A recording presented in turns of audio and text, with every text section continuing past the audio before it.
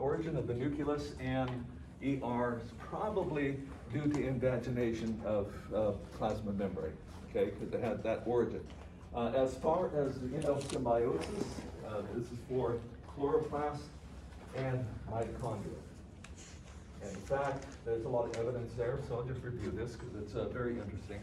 I have this whole book of 500 pages that's just on mitochondria.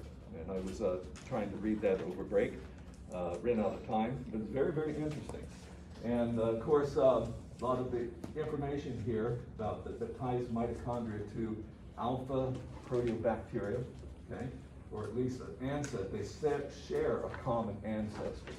And this is not only because of circular DNA, but primarily the ribosomal RNA. All organisms have ribosomes. Okay, it said, and therefore, and of course, the ribosomes are made out of 2 subunits. That's universal, large subunit, small subunit. Furthermore, they have not only many proteins, but ribosomal RNA. Okay, and they're not the same ribosomal RNAs. In the small subunit, and where did that sequence of the ribosomal RNA come from? This is the gene for it. Okay, so it is one of the genes that all cellular organisms have in common. There's also for the large subunit. There's some other genes as well. But as I said last time, last semester when I talked about the evolution of genomes, that there are certain genes that you find in certain clades, not others. They probably came from pre-existing genes before, but they've mutated to the point that we can't see any homology. But this here, we do have homology for it. And so I just wanted to show, let's see if we can get this to open. Now this is from a paper using that small ribosomal RNA. And of course, it's not, this isn't a complete phylogeny. These are just selected specimens that they had from all the groups. And this is pretty old, I believe about probably 20 years ago. So, but see, the bacteria clustered together, archaeans clustered together on the clade, and eukarya cluster over here. So fungi, animals, and plants, and some other things down here. But what is very interesting that I want to point out is the gene for from mitochondria goes to a branch that goes to proteobacteria. All right, so with a bona fide phylogenetic analysis, this is where the mitochondria end up. All right. Now, proteobacteria, they have alpha, beta, gamma, several groups. That's not shown on here, but further analysis led to coupling the mitochondria real closely to alpha proteobacteria. And chloroplasts, they came out on the phylogeny right here on the same branch as cyanobacteria. Okay, and so this is one of the major bits of evidence of the endosymbiotic origin. Now, there's this issue of primary and secondary. Now, what does it mean by primary? Okay, for the eukarya, there was a primary endosymbiotic event that affects the whole clade. And this is for mitochondria.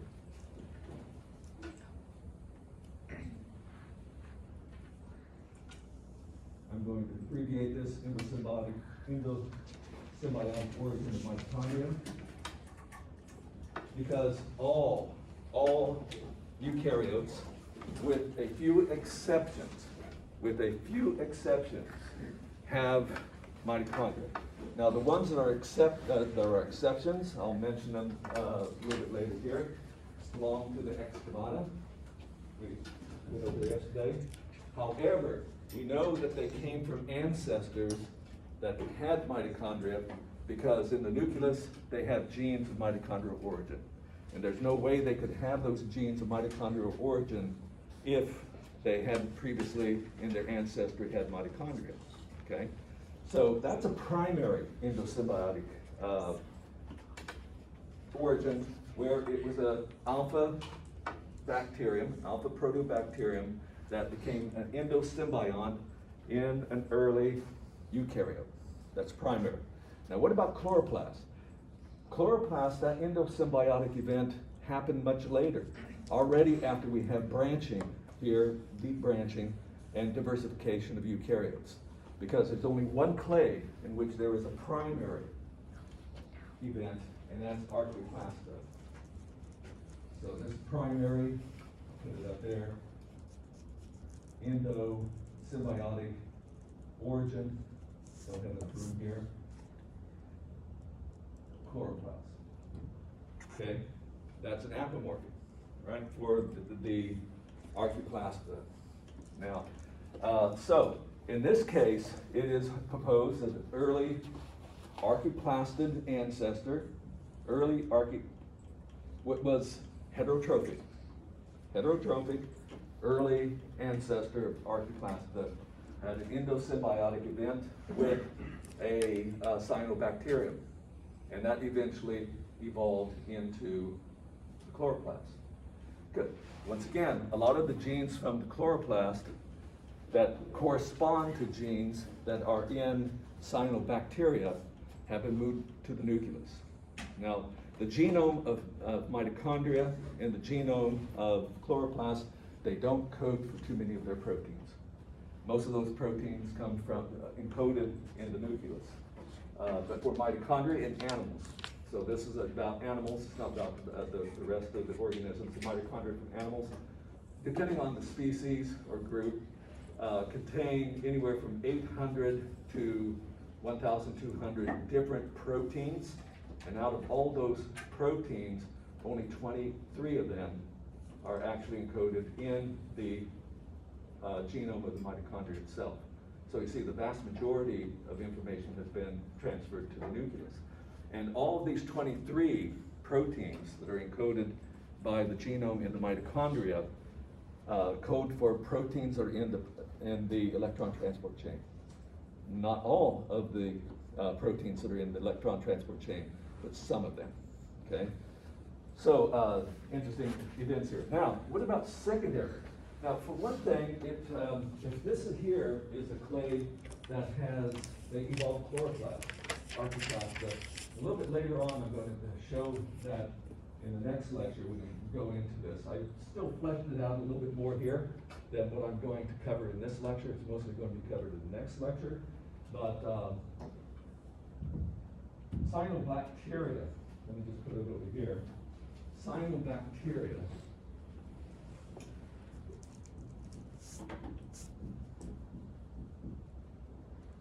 only have chlorophyll A. Okay? Only chlorophyll A. And some other unique types of pigments that I'm going to mention later. I'm not going to mention them here now. But the chloroplast of plants that we talked about last semester have two different types of chlorophylls, chlorophyll A, chlorophyll B. Okay, so somewhere along here, there was the gene duplication and divergence. We have now a new type of chlorophyll, came from chlorophyll A. So we now have both chlorophyll A and chlorophyll B. But there's also from chlorophyll A something called chlorophyll C, which is not in cyanobacteria. But there was a split here. To the Rhodophyta, this had chlorophyll C, and Viridiplantae, which is green algae plants, chlorophyll B. Now, which one of these, I'm going to treat it like this, you know, because it's from chlorophyll A, both chlorophyll B, chlorophyll C, because we really have no way of polarizing it to figure out which one is plesiomorphic, which one is apomorphic. My point being here, however, this is important, is that this makes the chloroplast red, okay, instead of green. More, so it's called the red lineage. In fact, Rhodophyta, common name for it, and in fact, even that word right there, Rhodophyta, means red algae. Okay? Whereas over here, chlorophyll B, so this is a red lineage, and this here is a green lineage. Okay? And so that's a major split. And but derived from primary endosymbiosis. Okay, now the thing is here, over here, these and this are all photosynthetic. They have chloroplasts. Furthermore, although it doesn't have chloroplasts, this have evidence that they once had chloroplasts. Okay? So how did that come about? When our primary endosymbiotic event happened over here. Well, once we have this, we have unicellular red algae with chloroplasts, the red chloroplast. Over here, we have unicellular green algae with, and typically these guys have only one chloroplast, one big chloroplast. So what is proposed is what is called secondary endosymbiosis, in which a heterotrophic eukaryote has now engulfed secondarily a green or red alga. So it's not bacterium, it is a eukaryote. Okay? So here, in fact, let's go on to the next slide. And this is secondary endosymbiosis. Now, for the origin of mitochondria, it apparently only happened once. And it was with an alpha proteobacterium into very early eukaryote. But as far as primary endosymbiosis for the chloroplast, that was a bacterium, cyanobacterium. Then we produce green algae, red algae. Red algae has chlorophyll C. Green algae has chlorophyll B. They both have chlorophyll A. Okay. Then we have here is some eukaryote. In fact, over here, we mostly think that it happened right here in Chrome alveolata. Secondary endosymbiosis of, they're red. Red chloroplast. Okay, that's the origin there. So, what was engulfed by an early ancestor of Chrome alveolata, which was heterotrophic, no chloroplast, is that it engulfed and had an endosymbiotic relationship from a red alga. Now what's happened here, just like with the cyanobacterium, a lot of the gene, in fact with that, we have a lot of duplications of cellular machinery. We have a eukaryote living inside of a eukaryotic cell. So there's two sets of endoplasmic reticula. That's redundant. One of them has to go away. Okay? We have two sets of Golgis. That's redundant. One of them has to go away. Okay? And so it's better to take that away from the endosymbiont. Okay? And so what's left with the endosymbiont had that it was important for the host cell is the ability to do photosynthesis. And therefore the chloroplast was retained. All right, now how can we tell that might have happened? It's because the chloroplasts in these groups have not two membranes, but 3 or 4. Okay, now, does that make sense? Okay, we have the chloroplast with outer membrane, inner membrane, 2 membranes, and what do those correspond to from a gram-negative bacterium? What does the inner membrane represent? Or is homologous to? The inner chloroplast membrane is homologous to what in a cyanobacterium? Plasma membrane. Plasma membrane. And what is the outer membrane homologous to? Lipopolysaccharide membrane. It's on the outside. So in these that have 2 or more, what do you think, or 3 or more, the next membrane might be? This originally was a eukaryote that had a plasma membrane. Cell wall? cell wall, it's a membrane. Is it the plasma membrane? Plasma membrane of the invading endosymbiont. Sometimes if there's four, which sometimes there are, how could that be explained? Well, okay, if we do this, I don't know why this is here, why did they put it right in front of the word? Anyway, host cell, when our endosymbiont, plasma membrane, chloroplast, a lot of times they live inside of, they're taken in by endosymbiosis, and that means they have an endosomal membrane, okay? So this would then, once it's taken into a vacuole, we have the endosomal membrane, plasma membrane of our green alga or red alga, and the two membranes of the chloroplast. And then when we lose all this, we end up with four membranes around the chloroplast. In some cases, what is also found, in this area right here, between the second and the third membrane, is a miniature non-functional nucleus. Miniature non-functional nucleus. That doesn't happen in all of them, but we do have it in some, which is further evidence of secondary endosymbiosis.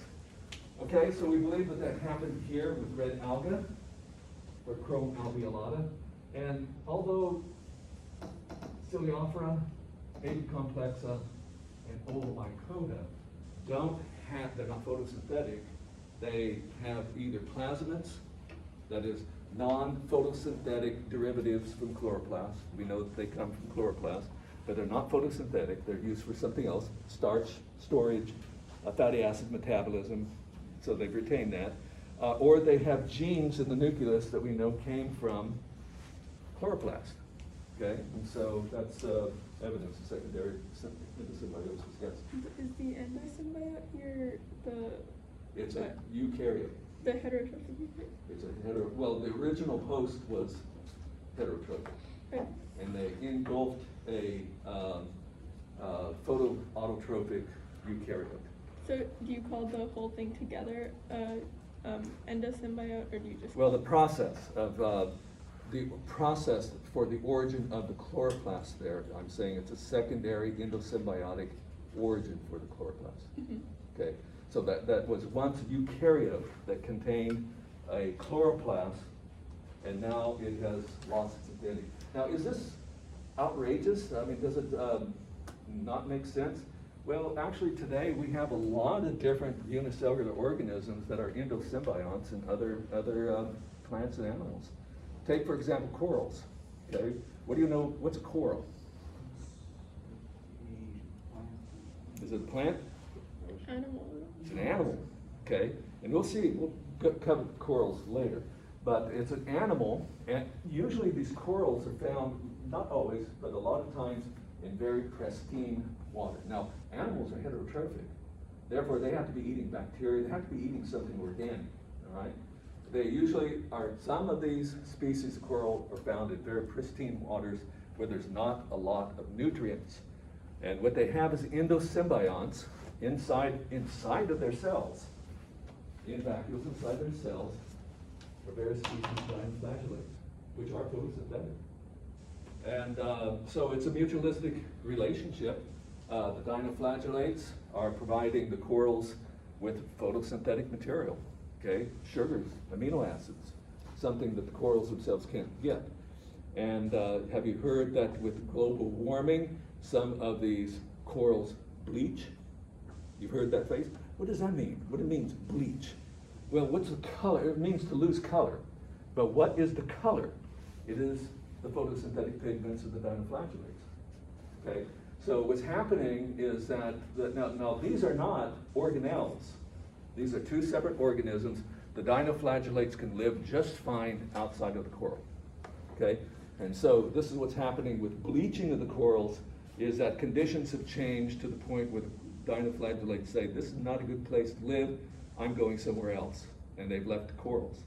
And therefore the coral reefs are dying because they don't have enough nutrients to be able to support themselves because they're heterotrophic.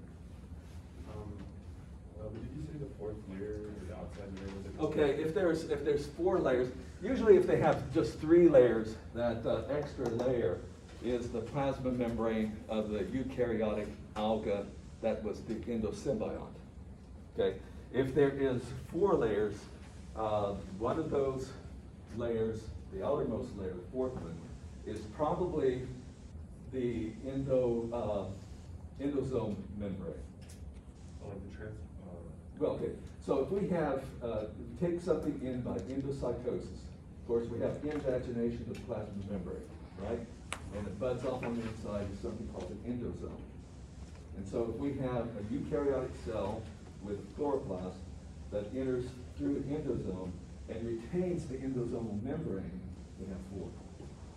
But wouldn't the endosomal membrane be inside the plasma? Like within the plasma membrane? No, because it'd be like this, because see what we have here. Here is our endosymbiont, okay? And those are the 2 membranes around the chloroplast. That's the plasma membrane. And if we get this to bud in an endosome, this will eventually break off. So what we have here is our 2 chloroplast membranes, the plasma membrane of the original endosymbiont, and then on the outside, because it's inside of an endosome, the endosomal membrane would be on the outside. Okay, and then, but the big layer that we don't look at that. This is the cell. The eukaryote. Yeah, the host cell that engulfed it. Okay, so when we're talking about the layers, we don't include the host cell? No, no, Okay. because we're talking about the layers on the chloroplast. Oh. Yeah, so the plasma membrane of the regular cell, the host cell, is not relevant here. And so this is the idea that's going on here. Now what happened up here with, right here, euglenids, they're photosynthetic too, but they're green. They have chlorophyll B. And so here is probably an we hypothesized secondary endosymbiotic origin chloroplast by green lineage. So they engulfed, or the ancestors of that group engulfed probably a unicellular green alga. Because we have both unicellular green algae, and unicellular red algae. And and this probably happened more than once, more than the 2 times I have here, because this phylogeny does not catch. We're not looking at every single group of organisms. We're looking at just some major ones. That's all. And there's other things here that. So this has been a problem that's been difficult to explain. I mean, this is another figure from the textbook. It's basically showing the same thing. Primary endosymbiotic origin, cyanobacteria producing green group, which is the Archaeplasta. And glaucophytes, I'm not going to talk about them, but these are really interesting because they would actually be a phylogeny, glaucophytes, right in here. And some of them, incidentally, in between the inner and outer chloroplast membranes, they have a thin layer of peptidoglycan. It's the only group of eukaryotes that contain, now what's significant about that? A thin layer of peptidoglycan. That should reinforce that those chloroplasts came from gram-negative bacteria. Because when you have between the inner and outer membranes of gram-negative bacteria, then peptidoglycan cell wall. Okay, but in the rest, it has disappeared. Okay? All right, so this is what we mean by secondary endosymbiosis. All right, now, within this group, most have either flagella or cilia at some stage, and it's widespread. So another apomorphy up here would be at 9 plus 2 microtubule structure for flagella or cilia. That's also an apomorphy I'm putting up there, because that seems to have been original with eukaryotes. Now, there are some groups of eukaryotes that we'll come across later that they do not have at any stage of their life, they don't have cilia or flagella. They've lost them altogether.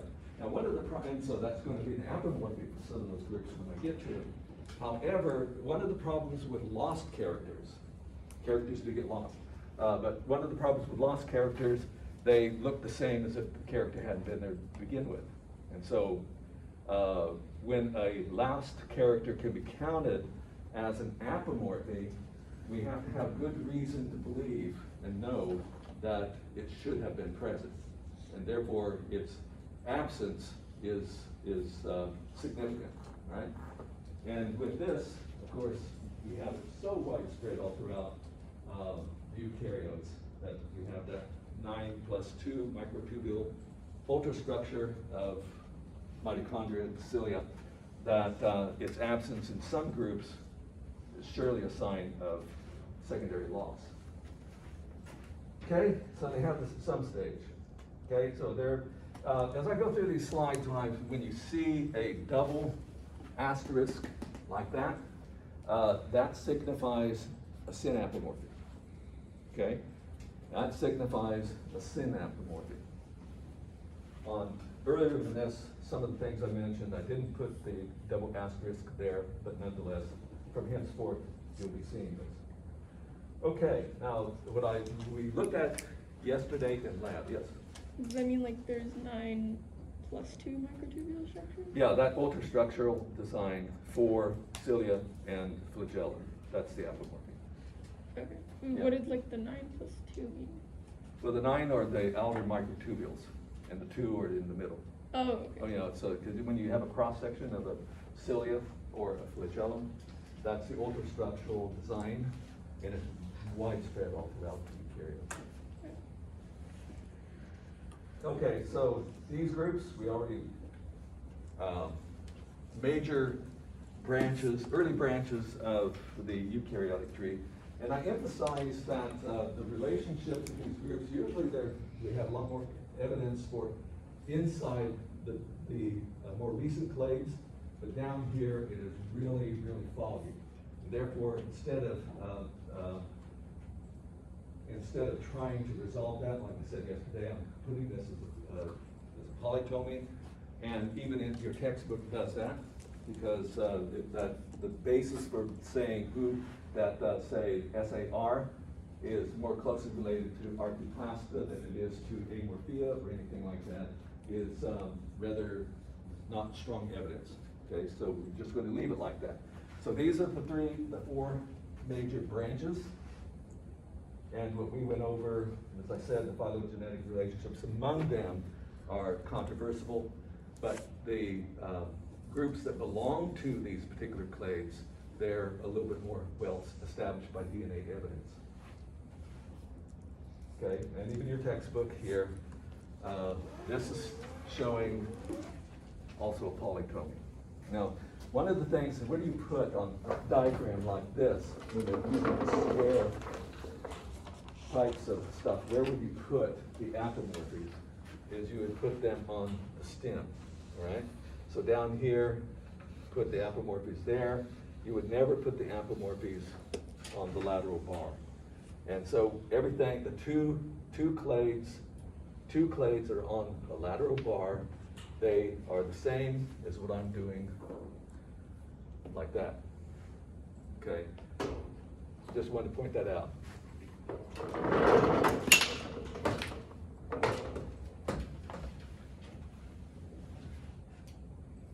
And right here, okay, we introduced SAR yesterday, stands for Stramnophylla alveolata rhizaria, SAR. But this particular branch, which concludes the Stramnophylla and alveolata, that's chrome alveolata, like I have up there. So, I'm going to go through these supergroups, and some of them you've already looked at in lab yesterday, but I'm going to start here with Excavata.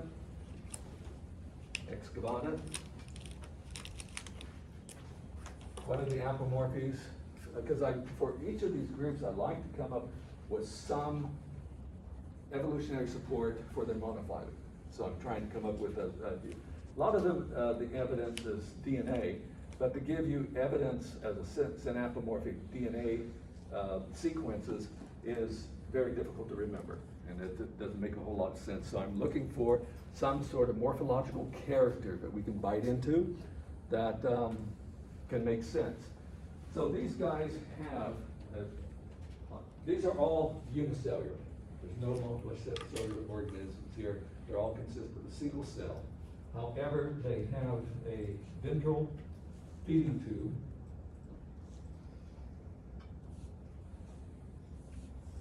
That's a mitochondria.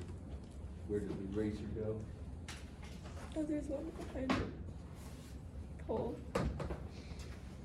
on the floor. Where? Behind the pole on the floor, like next to the door. I saw three yesterday. Here? On the other Oh, I side, other see it. side. This side? They really had a party. Yeah. Oh my goodness. So I already rearranged this a little bit, this table here way up in the middle and, okay. So this here is the ventral feeding tube. So they will swim, these are all heterotrophic. And when they swim on the ventral side, so when you have a single cell, how can you tell what is anterior, posterior, and ventral and dorsal? It depends on how they swim. Okay, so they habitually are swimming in a certain way, and if it's on the ventral side, okay, that is the ventral tube.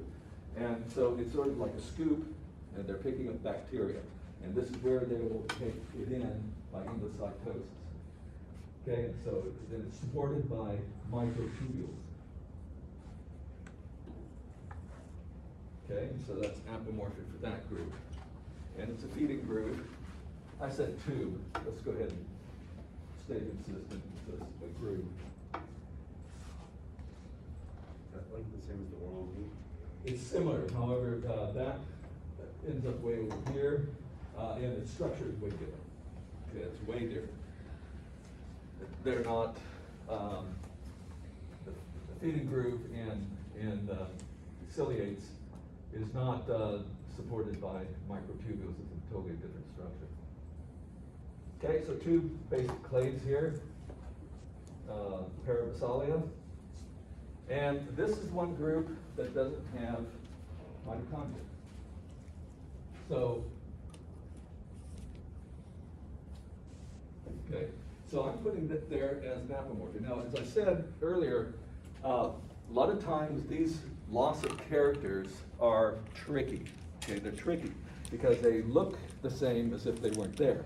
But if we have reason to believe that they should have been there, and we do, because mitochondria are widespread through all eukaryotes, and these guys in their nucleus do have genes and produce proteins that we know are of mitochondrial origin. And therefore, they should have had ancestors with mitochondria. They're all heterotrophic. Yes? Some do have mitochondria, right? But they're small, or they produce. What's that? Some do have mitochondria that are reduced, right? Up here, but not here.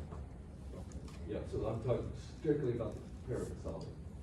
Okay, so strictly about them. So they're all, in fact, another statement I can say here about Escobar, no, I cannot, I can't say. Well, yeah. With the exception of this group up here, the Glennons, all of them are primitively heterotrophic. When I say primitively heterotrophic, for these groups over here and the Kinetoblastida, there's no evidence that they ever had chloroplasts. So chloroplasts come in up here. Okay? So, and for the Parabasalia, they have, now this is something else I'll state. I'm not going to put it up here as anthropomorphic, but it's apparent with comparative biology, all the anatomy throughout the eukarya, that probably the ancestral condition in terms of number of flagella in the eukarya is probably two flagella, right? So I'm not saying, I'm not going to put the multiple ones here has an apomorphy, but nonetheless, this is one group that has more than two flagella. Okay, they usually have multiple ones. No cell wall. That's not an apomorphy. And they're only found in association with animals, okay, as symbionts of some sort. And on Wednesday next week, you'll get to see some of these symbionts that happen to be inside the termite guts. And some of them are also pathogens, but nonetheless, we don't find any free-living Parabasalians. They're always with animals, living within an animal, either as a mutualistic relationship or as a parasite. Okay? So this here, one of them is Trypanosoma vaginalis. That is a Parabasalian that causes vaginal infections and urinary tract infections. So it's not just only for females. Males can have this in the urinary tract as well.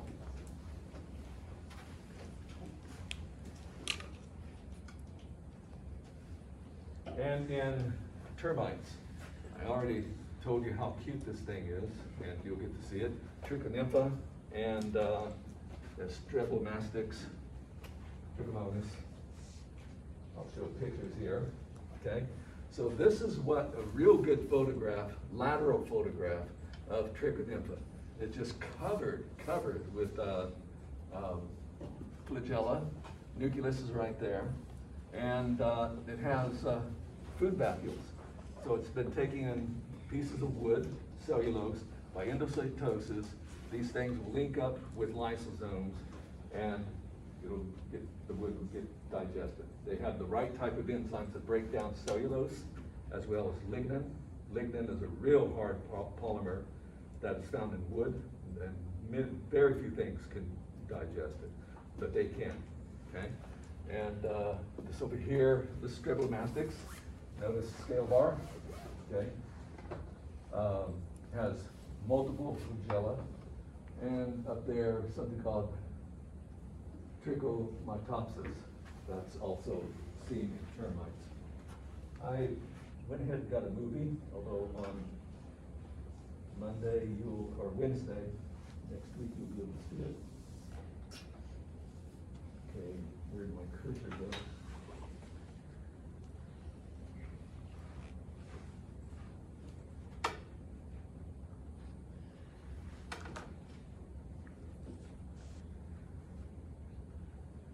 Gosh, where did it go? This happens on this computer quite a bit. You guys see a cursor?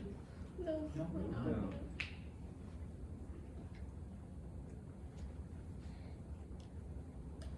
Let me just see if I end this.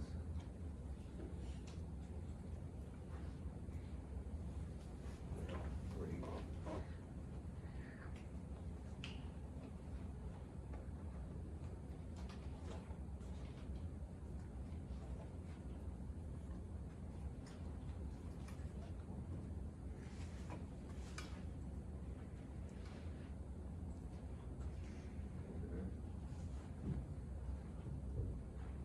Let's go, oh, there we go.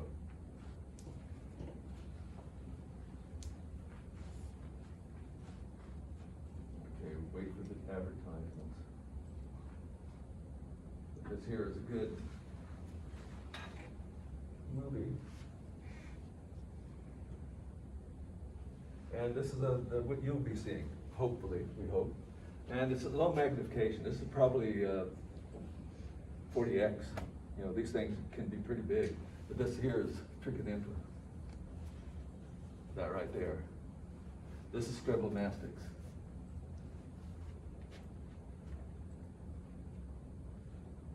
And you should be able, I thought they had some spirochete bacteria here too.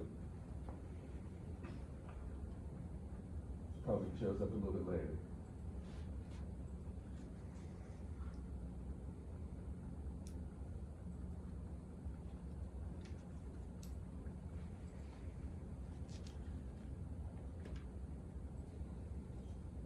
Yeah, right there. You see that squiggly little line? Well, it's disappeared now. Right here. That is a spirochete bacteria. which we really didn't get to see too much of that. Okay, now, I'm giving these names. Now, do I want you to know them? Not necessarily. On any lab exam, because what I'll do on lab exams a lot of times, give you a heads up here, is some of the lab exams go to be practical. So I have stations set up, station 1, 2, 3, 4, 5. I have microscopes or other things that were specimens that we've looked at this semester. And I might have 2 microscope slides set up there and say, what is the name of the clade that includes specimen 1 and specimen 2 in its most recent common ancestor? I have those types of things. So you won't need to know these names. You would just need to recognize these as Parabassalia. Okay, we're going to the levels there, Parabassalia. I just only have the names of Streptomastics and Trichonifrax, etc., just as handles so that you can see which specimens you're looking at. But on an exam, I wouldn't expect you to know the genus names. Okay? You had the hand up? Who had the hand up? Yeah. Are termites born with these? And they're- No. In fact, if you, a baby termite comes out, you isolate it from its colony, give it all the wood it wants to eat, it'll starve to death. And so the way it picks up these endosymbionts is after it has eclosed, or not eclosed, but hatched from the egg, it's running around and it's near mom, dad, brother, sister, etc., and it eats feces. Okay, aren't you glad you're not a termite? Okay, this is how it gets the endosymbionts, from the poop of its relatives, because it will be there. They'll be there, live ones. Okay? All right. Okay, another group here in the excavata is the Euglenozoa. All right, and I'm not going to give any apomorphies for this branch, but usually when you have a phylogeny like this, you always have to have some sort of synapomorphic justification for that particular branch. I don't know anyone in Denver. Took a picture of it. All right, but nonetheless, it is supported by DNA evidence. All right, so I'm going to leave that there. But looking at the 2 clades within it, Canetaplastida. Okay, that is, in fact, you saw these yesterday. One form here. This is a blood parasite, trypanosoma, and you should have seen a slide of blood cells with these trypanosomes all throughout there. And so the apomorphic for these is that they do have mitochondrion, okay? So they do have a mitochondrion. So Parabassalia that have lost it. But what is strange about this is that this mitochondrion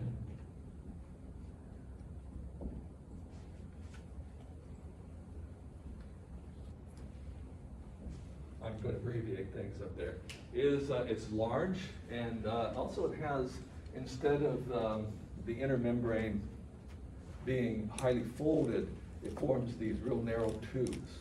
Okay, so a lot of real narrow tubes in there. And furthermore, it has another function, is that it splices messenger RNA. So it edits messenger RNA, which is a unique function of any mitochondria.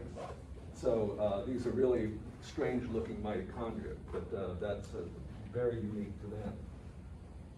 2 flagella, and we're going to see this again and again. Having cells with 2 flagella is pretty common all throughout, and so that's probably the plesiomorphic condition of the eukaryota. And of course, these are heterotrophic, no cell wall, and we have both ones that live free. When I say free living, that means that they are independent. They're living in the soil, they're living in some pond, and feeding there. They're not in a close association with some other organism living within it. Just 2 flagella, I mean like literally just 2 flagella, like. Yeah, it just has 2 flagella. Oh. This here doesn't show it. This here is showing just 1 flagellum. And incidentally, this is the anterior part, and it usually goes that way. But the flagellum is attached to the plasma membrane, okay, along here. So creating a real flat, okay, membrane. So course, we have plasma membrane, and if we fold it over, we have two phospholipid bilayers with very little cytoplasm in between. And so this forms what is called an undulating membrane. All right, so when the flagellum moves because of that flattened plasma membrane, it's sort of like a wing, okay, in a bat, all right? So because it adds force to its being able to move. That would be in the microscope slides you were looking at yesterday. Very hard to see, okay, but you might have been able to see it. All right, there's this kinetoplast, where they get their name. That's a mitochondria. Okay, that's really a mitochondria. So, is the undulating membrane the second flagellum? Yes, yes, because it would be illustrated. What it would mostly look like. So if we were doing a cross section like that, okay, through the cell, then you'd have cell, this plasma membrane.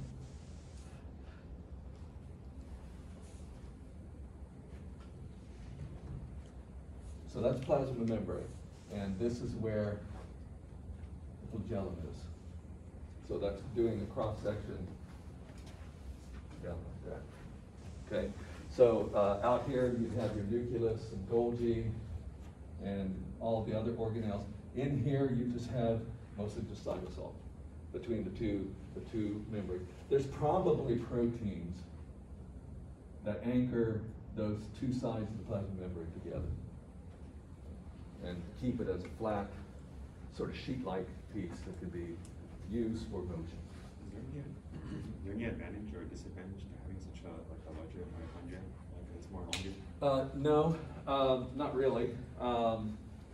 This is larger than normal simply because it's not only doing a cellular respiration, the Krebs cycle and all that, but also there's other functions that's going on here too. You know, namely, real strange editing of messenger RNA. And exactly the significance of that editing is not really well understood at all. Okay, and so trypanosoma, these are pathogens, and this particular type of pathogen, they cause what's called African sleeping sickness. And the vector, okay, so when we say vector in biology, it's not a directed line, okay, that's not what we mean.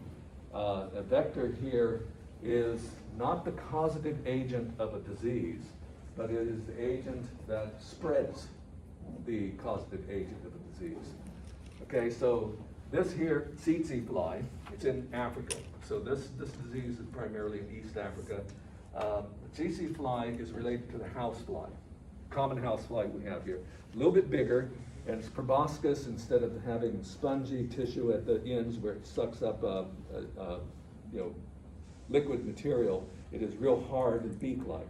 And so what they do, they land on the back of cattle or humans and use that beak to puncture the skin, create a pool of blood at which they drink the blood. Now the blood will quickly coagulate, and furthermore, if it gets it, there's a feeding tube inside of that beak, and it's very narrow, it's like a straw, and that's a good place for blood to coagulate. And if it coagulates, well then the fly doesn't get a meal. So in addition to chopping open the skin and creating a pool of blood, it has salivary glands that insert saliva into the wound. And what the saliva does, it has an anticoagulant. Okay, so it's spitting into the wound so that the blood won't coagulate so it can get its meal. But then that is exactly in the salivary glands where the trypanosomes are. And so it is injecting the trypanosomes into the victim that they're feeding on. And this is how it spreads. Okay, and it's in Africa, African sleeping sickness. Okay, now euglenozoa, the other clade up here, is, I'm not going to give a special name to it, it's called euglenids. Okay, because that's really where the name comes from. This is pretty species rich. Euglenids are unicellular, of course. Most of them live in fresh water. So you find them in ponds. You usually don't find too many of them in the marine habitat. Rare there. And their their feeding matter is, some species are strictly heterotrophic, but still show an ancestry of having green chloroplast in their ancestry. Some are what we call mixotrophic. They have the best of both worlds. They can engulf organic material, other organisms, other bacteria, and feed, so they can be both heterotrophic. And if the conditions are correct, they also have chloroplasts. And this is of the green lineage.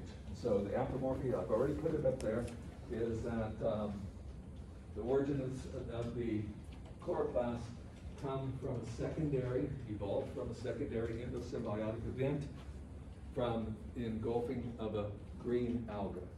Okay, so it's a green lineage, and that's what we have here. And so they have chlorophyll A and B, whereas in the chrome alveolata, when we get over there, it's chlorophylls A and C, red lineage.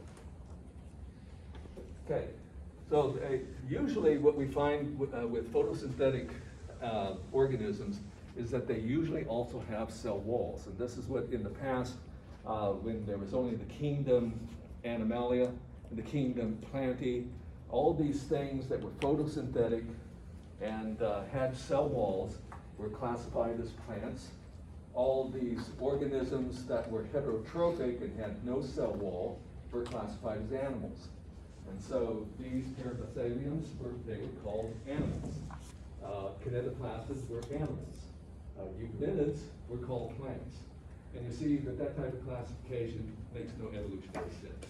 And so these are still plant-like in the fact that they're photosynthetic, but they're not plants. We don't call them plants. Although they don't have a cell wall, they do have this protein structure that's within the cell membrane. Okay, protein structure, flexible, it gives them their shape, and it's called a pellicle. So I'm putting that up there also as an apomorphism of this group. I'm just going to put pellicle there, but you need to understand what is meant by that. It's a protein structure within the plasma membrane that's flexible, but yet gives the cell their shape. As far as the number of flagella, they can have 3, they can have 1, they can have 2, and the flagella is apical. Okay, so how can you tell an apical flagellum from a posterior flagellum? By how it's moving. In the direction in which it's smooth, yes. And so the flagella, you're used to probably think about flagella with sperm cells. Those are posterior, okay, because they push the sperm cell forward. Here, it's sort of like swimming, like this. They're using the flagellum like that, but it's on the front, and they're going in the same direction as the end where the flagella happens to be. Okay, and this is a picture of what a euglenid looks like. It's color-coded, it's pellicle, and this in here has just 1 flagella. You don't need to know anything about the other contents there. Once again, these type of algae generally have unicellular algae, usually only have 1 chloroplast. That's very common. Okay, so the big clade, SAR. That's the big branch there in the middle.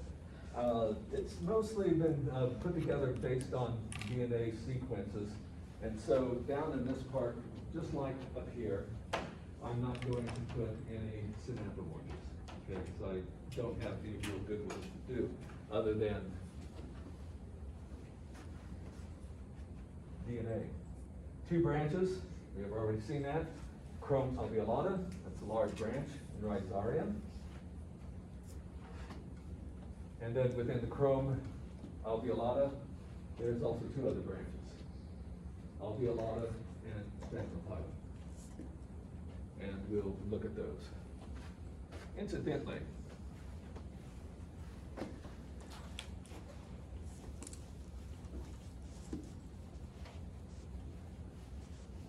let's do What would be the lineage classification of euglenids? That'd be another good question for me, get, on a next quiz, okay, that will be next Wednesday, is, write out the complete lineage of euglenids. Well, it would be Eukarya, right? Excavata, right?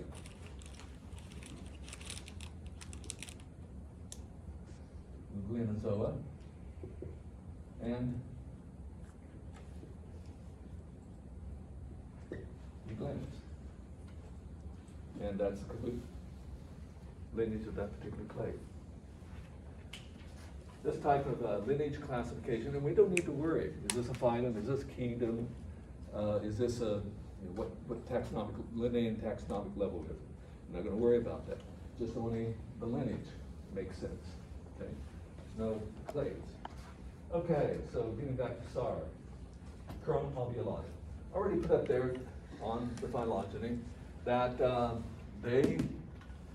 plastids of some sort, or genes for plastids, and chloroplasts of the red lineage, algal lineage. They got their chloroplasts in classes by means of secondary endosymbiosis of the red alga, okay? And so that's the, now, as I said, some of these lack chloroplast altogether, and so where they have lost the chloroplast, it's a secondary loss, and that's our best parsimonious explanation. Furthermore, we have, it's not just only parsimony, it's also, we do have evidence that they have genes in their nucleus that are of chloroplast origin. And so they could not have had those genes if they did not at one time have chloroplasts.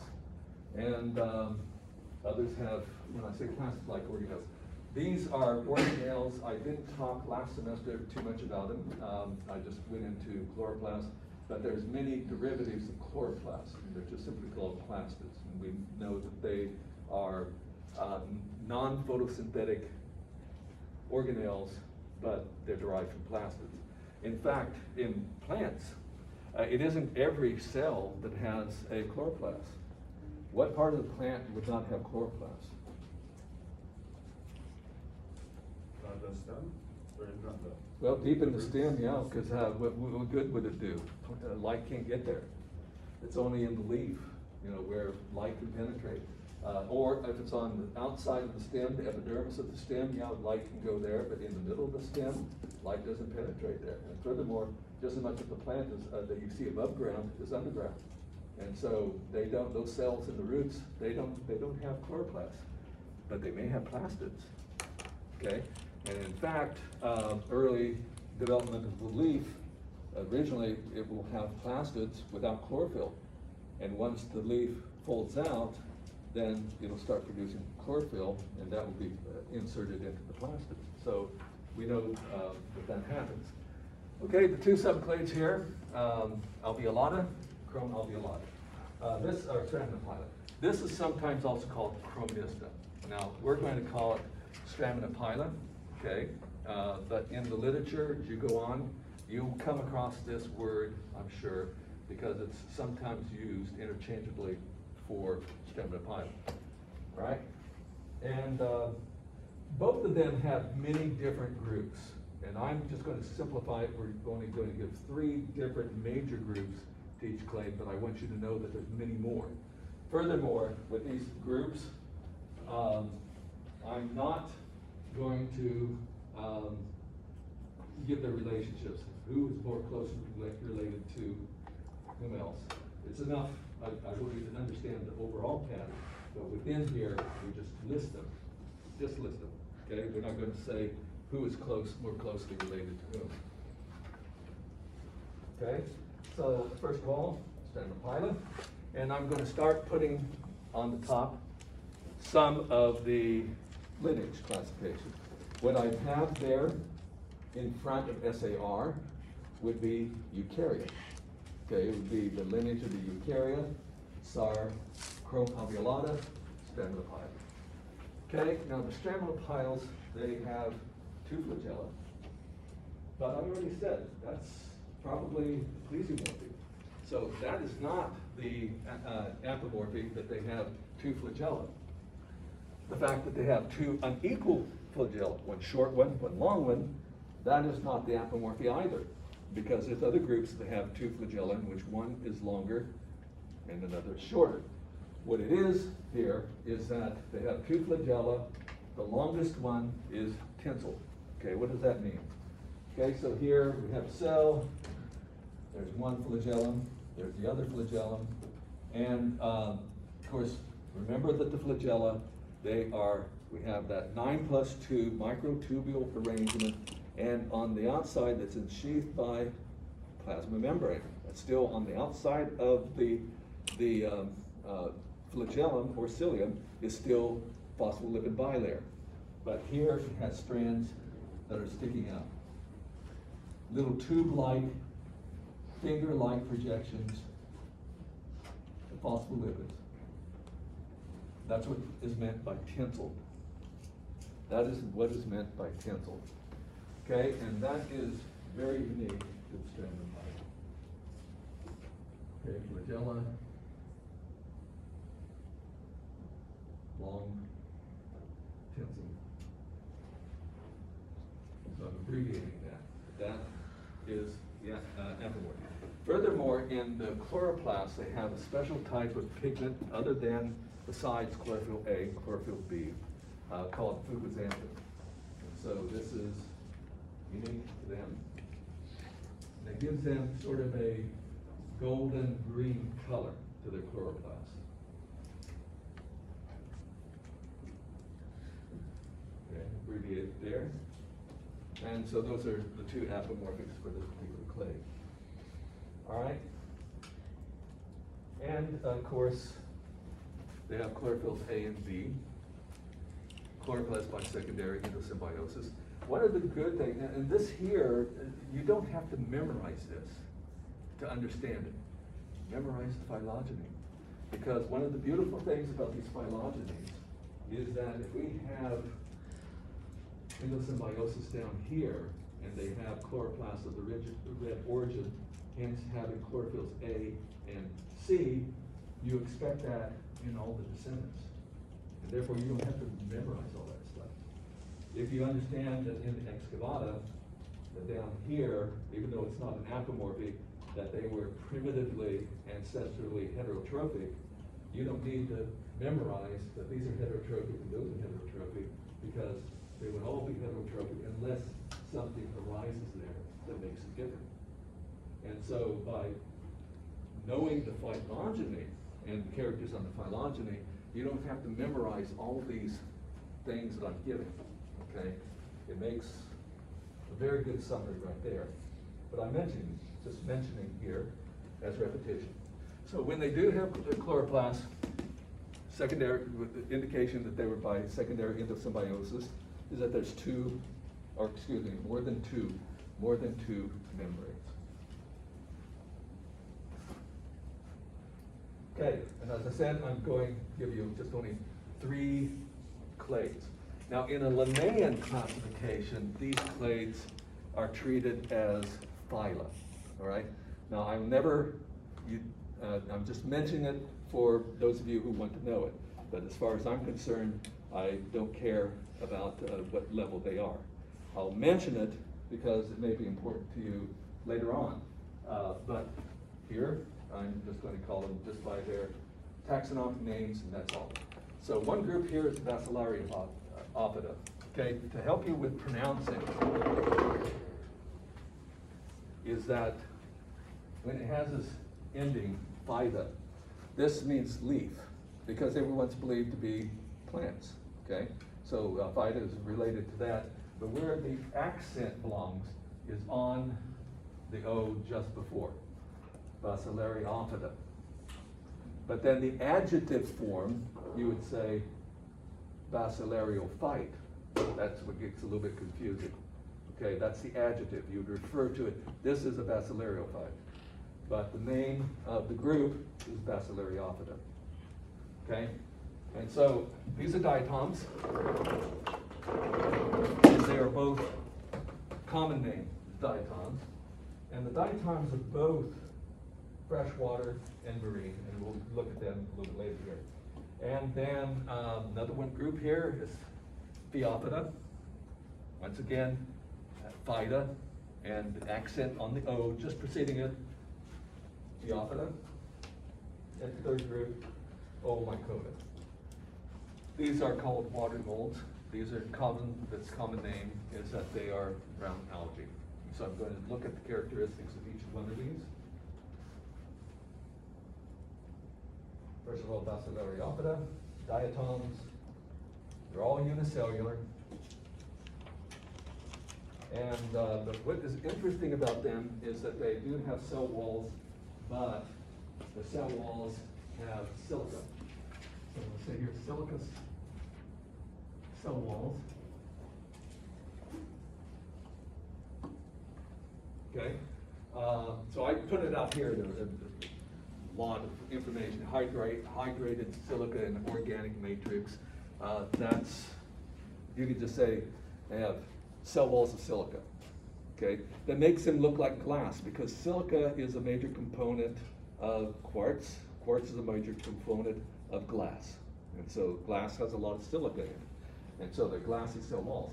Interestingly, here we could actually put this box and lid relationship as another synapomorphy because it's not really related to having silica cell walls. But what it has here is that the cell walls come in two halves, okay? For the whole three-dimensional cells, there's two halves to it. One of them that fits, the cell wall fits over, so that's cell wall. It's almost like a box with a lid on it. Think of a shoe box, okay? So the bottom part is one half of the cell wall, and the other one is a little bit and overlaps. So the cell walls are arranged like that. You can sort of see it here. So that means that there is a suture. If you put this on the side, looking at the side, is that you see that overlap of the two halves of the cell wall. We call it a suture. And so on these are sort of disc shaped, and you can't really see it because you'd have to look at it from the side. But for this one, the suture down the middle there, and has the suture down the middle. So one of these is the lid, one of them is the box, and so forth. But these diatoms come in all different shapes, sizes, and they are mostly freshwater. Well, actually, no. You have just as many species in marine habitat as in freshwater. There's a lot of them. And in some oceans that in the past contained a lot of diatoms, and these are major photosynthetic organisms that you find in the ocean.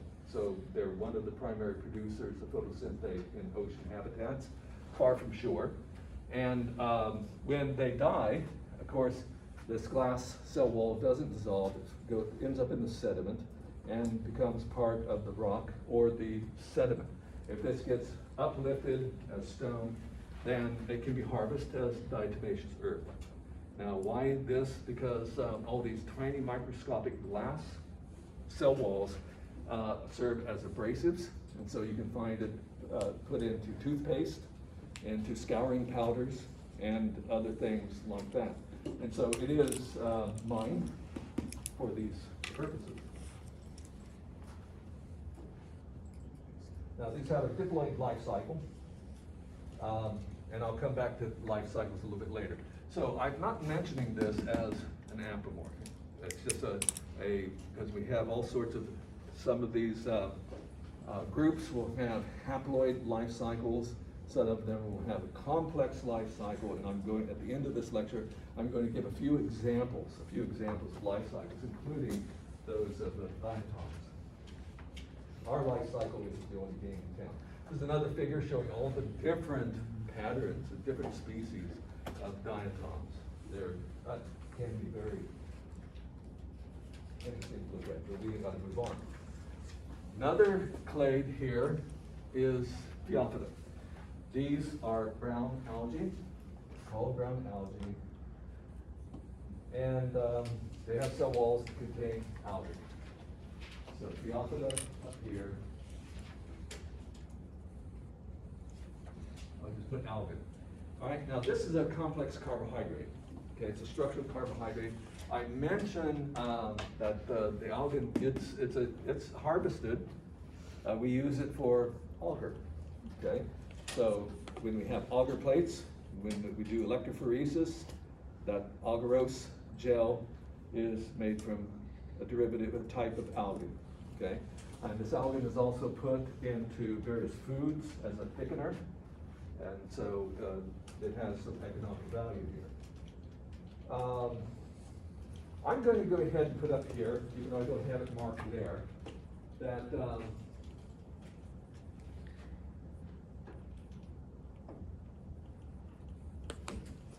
as an apomorphic multicellularity.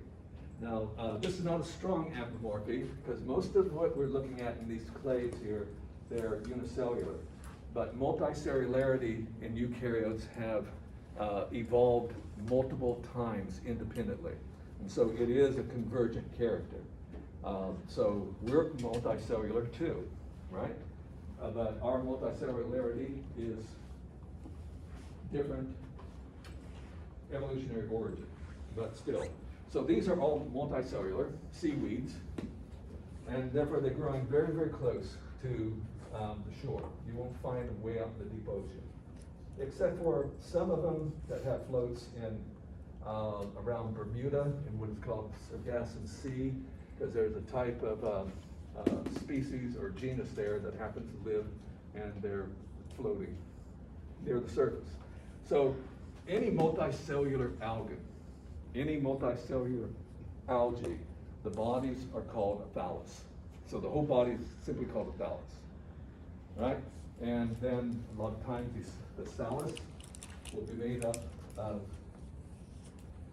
these components, hold fast, because these guys are usually growing in the intertidal zone, and therefore they're subject to wave action, okay, coming into the shore. And therefore, why close to shore? Because they're photosynthetic. They can't be in the deep ocean because there's no light there, okay?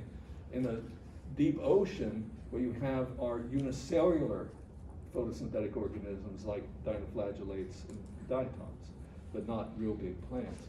So we have here some rock substrate on the shore. These things have, it's not really a root, okay? Because it's it doesn't take up nutrients from the soil, so it's not a root, but it's called a holdfast. And that's all that it's for, but it looks like a root, okay? It may have branches to it, but it doesn't absorb any nutrients from the substrate. So that's a holdfast. Things that sort of look like stems, called stipes, and then they have flattened areas that sort of look like leaves, but these are not true leaves. So those are called blades because they're sort of flattened to present a large surface area convergent with what leaves on our trees and plants out here do for photosynthesis, provides a surface area for absorbing light. Furthermore, since keep these upright, because they, under gravity, can pull them down so they're not, they wouldn't lie on the bottom, they will have gas bladders. A lot of them, where they fill it up with some sort of gas, usually carbon dioxide, that will help keep the body, the thallus, afloat. Okay, so that they'll be up in the column, gas bladders. Okay, and I said already this algin is used for agarose gels, also for last semester you grew bacteria on agar plates. This is where it comes from.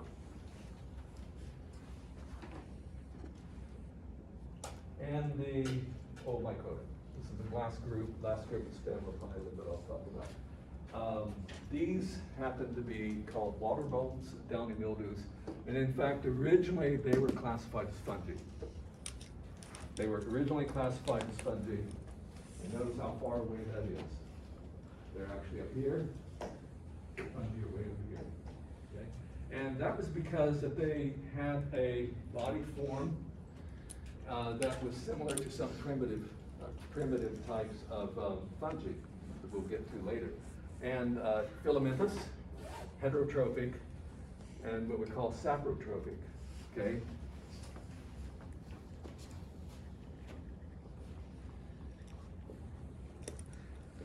That means that they feed on decaying organic material, like a lot of fungi do. However, some of them have become parasitic, and instead of growing on dead organic material, they're attacking live organic material. Therefore, they can be parasites. Okay? Heterotrophic, although I put up their question mark here, it's pretty certain that they had ancestors that had chloroplasts. However, within the Oomycota, there isn't a whole lot of evidence for that, unlike other groups here that are heterotrophic, that they have some sort of plastids. There's no plastids here, but nonetheless, they belong in the right place. That they belong to Stratohepila is very strong because although their body form is as, a string, filament, they will produce reproductive cells called zoospores. Reproductive cells,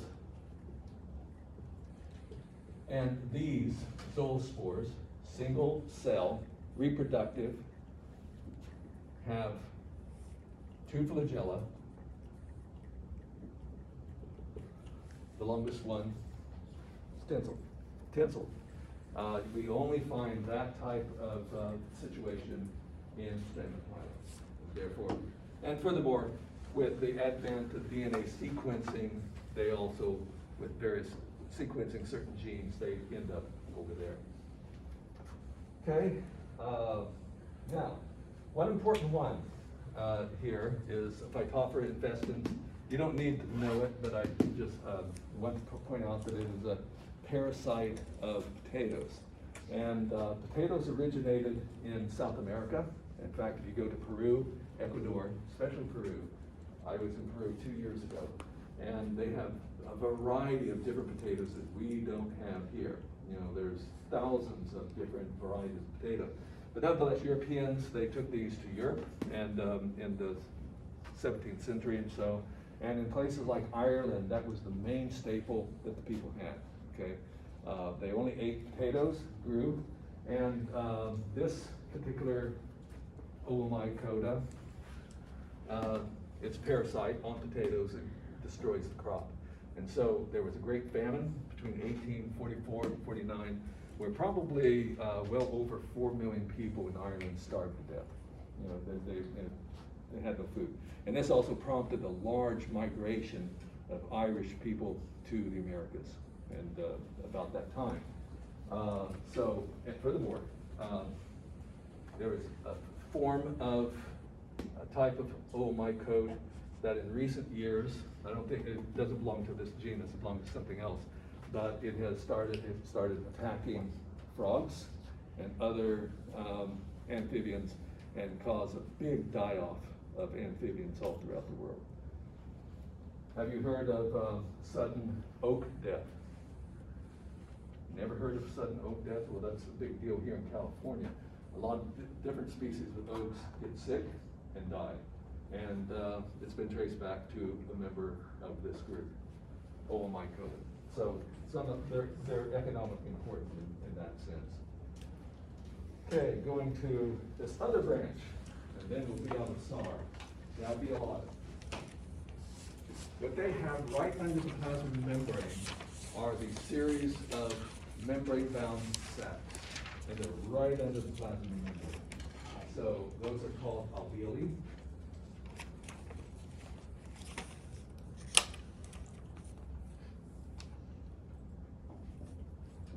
Okay, and these are just right under. They have various functions. In some groups, we're not really sure what that function is, but nonetheless, it's a characteristic that all members of this group have.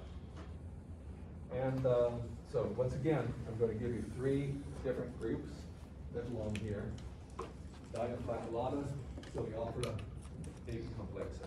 And as I said before, I'm not going to resolve the relationships between them. I just know that within the Alveolata, we have these 3 groups. So dinoflagellates, I don't think I ever see that. I see that rarely, but this is the official name of the group, Dinoflagellata. and Coleophora apicomplexa. So these groups we'll be talking about. Okay? Dinoflagellates, we'll do it first. The serratium and the peridium that you looked at yesterday, those are dinoflagellates. And it's a big group. It's a big group. Almost all of them happen to be, well, they're all unicellular and photosynthetic. And I think mostly, well, they have marine and freshwater. But what they have underneath the plasma membrane, they really don't have a cell wall. Cell walls are always outside of the plasma membrane. But they have a rigid structure under the plasma membrane, which causes it to be armored. In fact, I should put it up there. And this is of a cellulose-like material. So we don't call it a cell wall, although it's cell wall-like, because this is a structural polysaccharide very much like cellulose. It's not cellulose, but very much like cellulose. But it is underneath the plasma membrane. So the plasma membrane is outside of that. And these are arranged as plates, and those plates leave grooves. And so if you have electron micrograph like this, you're not seeing the plasma membrane. The plasma membrane is over the top of this, but this plasma membrane is very, very thin and transparent, so you don't see it. But what you see here are the plates, okay? And there is a groove. Usually they have two grooves, a transverse groove and another groove, that go like that. In the microscope with the peridium and the serration, you really have to look real close and get a real good view to be able to see these grooves. They have two flagella, and the two flagella happen to be oriented into those grooves. And so that when they're moving their flagella in the water, these dinoflagellates tend to tumble, okay? They have a tumbling-like motion. Okay, so those are the apomorphes.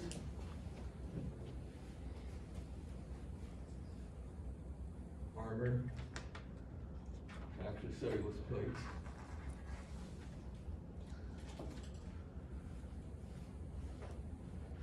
And two flagella.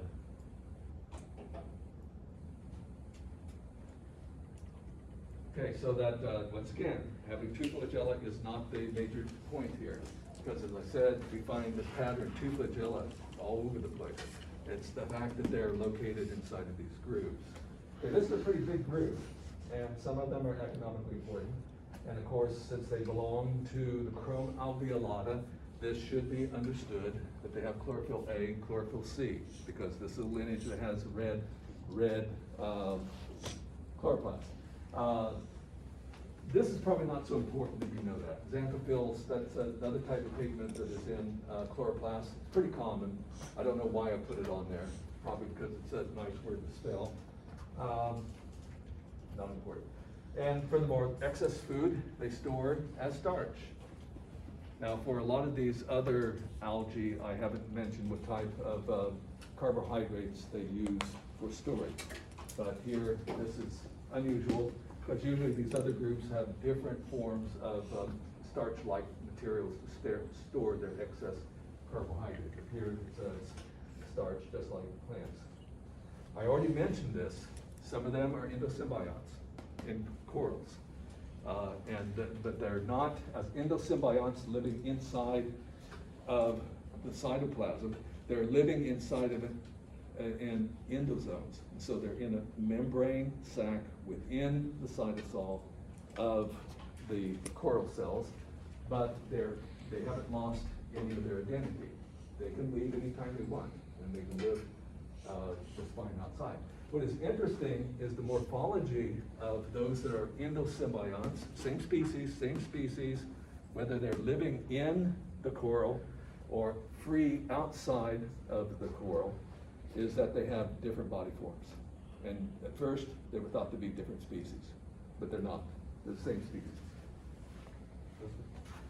Yes? So Even though that some of them are living in the coral or they're in the symbiosis, does the coral need it or just for its color? Well, the coral benefits from it, because these guys are photosynthetic, and a lot of times these corals are in water that there's not a whole lot of bacteria, not a whole lot of organic material, okay? But these photosynthetic, they produce more photosynthetic than what they need, and so they provide that to the coral. So the coral is sort of secondarily photosynthetic, because by virtue of its endosymbiosis. But it hasn't become completely dependent on it yet, right? Well, in some cases, yes, but not to the point that they have such a close relationship that they can't live one without the other. But nonetheless, as I said, with warming oceans and the pollution as well, is that some of these dinoflagellates are not forming this association anymore. And as they leave, that's coral bleaching, and usually that does kill them. Okay, or at least it can contribute to their death. Now, something else here. Have you heard of red tides? It's not a Russian invasion. Okay, that's not what I'm talking about. But sometimes in the oceans here we have what are called red tides. And during those red tides, what they are is a overgrowth of dinoflagellates near the shore. And some of these dinoflagellates are producing toxins that are taken up by shellfish, such as crabs and oysters and so forth, and to the point that the oysters are toxic. And therefore, every now and then you hear here in California that there's that certain clams cannot be harvested because of toxic material, and that's coming from these red tides. Furthermore, something else I should have put on here. Some of these are bioluminescent. They produce light, and sort of a bluish light. I was in, where was it? Haiti, I believe, yeah. It's in Haiti, no, Jamaica, it was Jamaica. Jamaica, and on the ocean, we went out one time, we went swimming, and you see this blue light every time you hit the water, and that's due to these dinoflagellates. In fact, I think I will stop here, but let me go to the very last slide. Let me go ahead and, once again, my cursor has disappeared.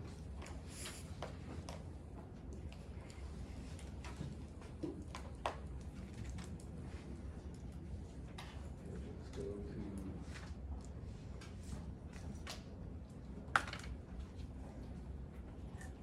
I didn't include that in the normal part here, but that's a person swimming in the ocean.